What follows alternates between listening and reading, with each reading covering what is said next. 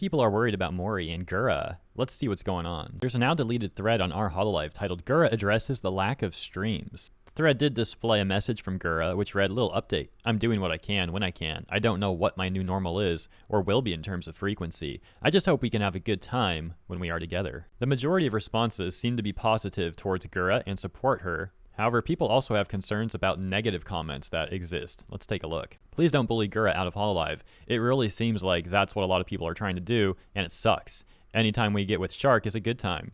Another response reading, yeah, this looks like a lot of what Ayami has been through for a while now. Few streams, unexplained breaks, impatient fans calling for their head, metaphorically, etc. It's really disheartening to see quote-unquote fans make such demands and whatnot. People act like their streams are a literal drug, and when they don't get their fix, they become aggressive. We can see similar sentiment shared here. It truly is disheartening how far this has gone, and for what? Another comment saying, yeah, I feel people are being really harsh on Gura nowadays. Furthermore, as usual, it's just the 1% of entitled quote-unquote fans. But when your fan base is as big as Gura's, that still adds up to a lot of people. Those people are more likely to visit the pre-chat, or even to speak in chat at all, compared to the average stream enjoyer, which can of course give a distorted perception to the streamer.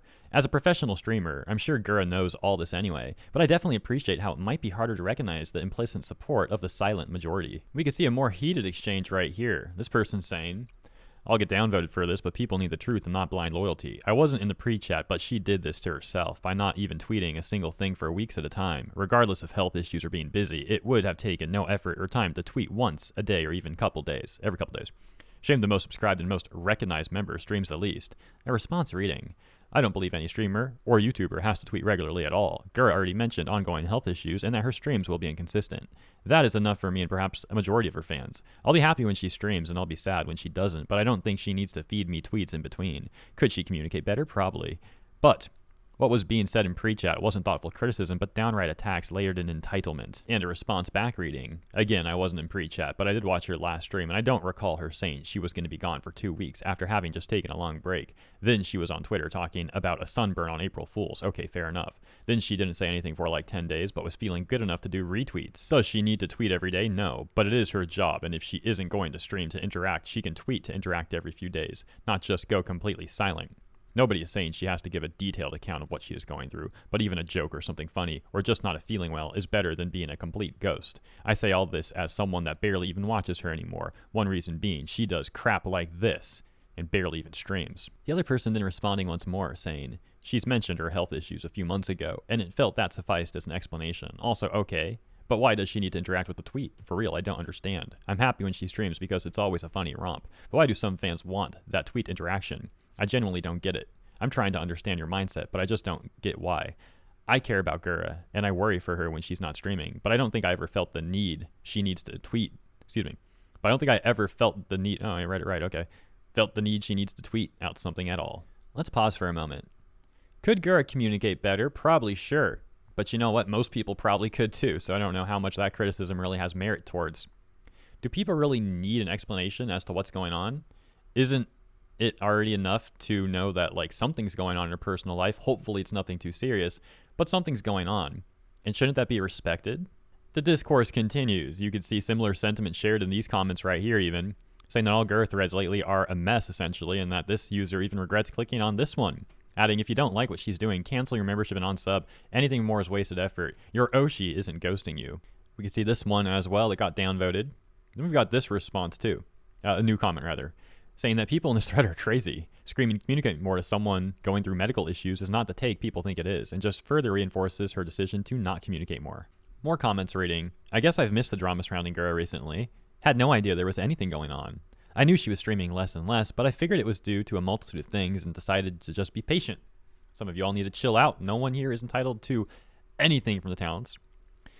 Further response saying it's the same nonsense that Ayame got. People have issues, and Ayame's actual fans were supportive, but Auntie is gonna Auntie. That was some of the threads sorted by controversial posts. Now let's go back to the top posts. And Novus saying, I'd rather have less streams and happier/healthier streams than what usually happens. But yeah, probably best to not discuss this further because it's already hard on her with whatever she's dealing with. And a rather long-winded response from Yabai Yamate. Let's read it though. Says, people also really need to stop pushing this she's got serious health problems narrative that's been going around recently. Gura went to the doctor and mentioned a health issue, but also explicitly said that wasn't the only reason she took her break, and has said several times that she's fine and other members have said she's okay and to not worry about her too much, etc. We don't know why Gura is barely streaming, and it doesn't matter. All that matters is Gura decided she doesn't want to stream a lot, and that's her choice. Pushing the health angle drama is just causing people who are casual fans / normies that don't even follow the fandom at all to phone game the situation even worse. Even my friend, who mostly only knows about Hololive from me, messaged me the other day saying he heard Gura was really bad off and asked if I don't know, man. I just want to read that for some reason. Asked if, like, her life was ending, I guess. Here's what we know. Gura has unspecified health issues and explicitly said she's not going to talk about it. We do not know a single thing about the health issue. It could be gout in her big toe. It could be depression. It could be an ovarian cyst. It could be terminal brain cancer. Or it could be an infected hangnail she wanted a doctor to look at. We quite literally do not know a single thing about it. She said she's fine. Kiara and Ina, etc. have said she seemed okay, but they would let Gura talk about it if she wanted to, when chat kept asking them while Gura was on hiatus. And finally, Gura has said several times that part of the reason she isn't streaming is because her computer blew up, then her internet blew up, then she was traveling, then her internet blew up again, etc. So the thread is pretty split. However, it does seem like the majority of people are supportive of Gura and are not demanding of her. However, some portion, likely a minority, but some portion of her paying members seem to take issue with the way Gura's been handling this because of the fact that they're paying her. Let's read this, for example. Reads, I'm not really sure you can say any of that when Gura herself has never said anything like that. Her last update was literally that she's doing fine. So we're missing some context here, bear with me, which is also the problem. She's really good at sending mixed signals and failing to meet expectations that she herself sets. Nobody knows what's going on, and while no one is entitled to know about her personal life, nor should anyone be harassing her over it, I think it's pretty reasonable that paying fans would be frustrated with being kept in the dark about streams without any form of communication whatsoever. You don't need to reveal your life story to announce that you will not be doing frequent or even weekly streams for the foreseeable future. Similar sentiment about paying members here. Reading, just looking at the pre-chat clearly says that people want clarification on the new normal now. People want to know the stream frequency from now on. The radio silent during this 1 week, finally take them off. You could say the Gura don't own her viewers anything. Don't owe her viewers anything, but can also say the opposite. People want to know if paying every month for that membership is still worth it. Her fans can simply stop sending super chats, buying membership and merch if they think it's not worth it anymore. It's their choice. It's their money after all. Gura can also stream 3 times a month. It's her choice. Discourse about paying members would continue on right here, for example. Let's read this one that says, because the majority of the people complaining are the ones who spend money. A response reading, mate, they spent money for content Gura already made. They enjoyed the content and felt it was worth X amount. You might subscribe because you hope that they'll keep making content, but there's no guarantee that it will. That's the end of the transaction. All right, I think you get the gist of what's going on here in the Gura thread and all that. If you want more information on that, you know where to find it, of course, our Hololive. I'll share my opinion briefly on this, and then we'll move on to the Mori stuff. So, as a lot of you guys know, I spent years working at a restaurant, and many of those years were spent working as a busboy. A busboy at a busy restaurant, if I may humbly so say, it could definitely be a tough job. A very tough job. Not only do you have tables to wipe down, you got the hostesses asking you for stuff, you got servers asking you for stuff, you got customers asking you for stuff, you got management asking you to do things a certain way. You get the point. And well before that job, way before I was an adult too, I was working hard for money. Working hard to get by, man. So I absolutely can sympathize with people working hard, spending their money, they're spending their hard-earned money, there we go. Ultimately, though, despite all that, I will still say it seems like some people make these purchases willingly, and then they put more value on the $5 a month or so they're spending on memberships than Gura's health. And to those people, I just have to ask a question. All I'm going to do is ask a question. That's it, and we're going to move on. Is that really the best approach? Is that really the approach you want to take? You got to ask yourself that. Like I said, moving on. Mori announces that she will not be taking a month-long break. Source in the comments.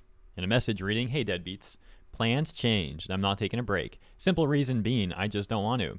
My problem lies in finding balance in my life, and streaming is a part of that life. It makes me happy. It's the fuel that keeps me going in everything I do. Instead of one month-long break, I think there will just be days where I don't stream. I'm working on the next big project, as well as some secret projects that are out of this world.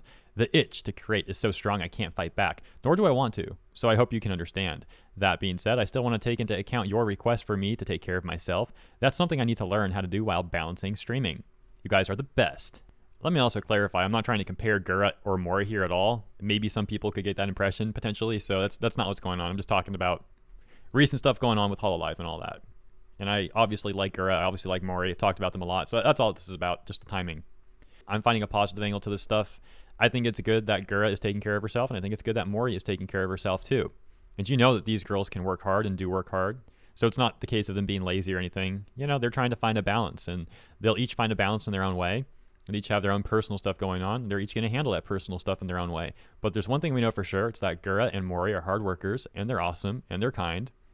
What more is there really to say, I suppose? So I'll leave it there. All the best to Mori and Gura in their respective fandoms, which obviously has a lot of overlap, but still, you get my point. Wish all the best to everyone. Try and find the positive angles of stuff if you can. Stay happy, stay positive, and have a great rest of your weekend, guys. Thank you for tuning into this segment. I'll see you in the comments and, of course, in the next one.